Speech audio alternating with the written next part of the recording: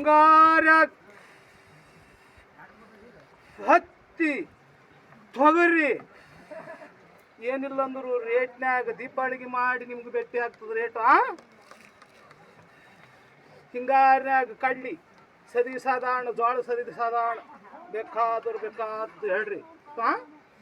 ಆದ್ರೂ ಒಂದು ಆಳಿಗೆ ಒಂದು ಕೊಡಗ 100, ಇಬ್ಬರು ಆಳರ್ಸ ಕೂಡಿ ತೊಟ್ಲ ಮ್ಯಾಲ ತೊಟ್ಲಿಟ್ಟು ಕೂಡ್ತೀವಿ, ಹಿಡಿಯೋಳು ಕೊಟ್ಟಿಗೆ ಅಂತ.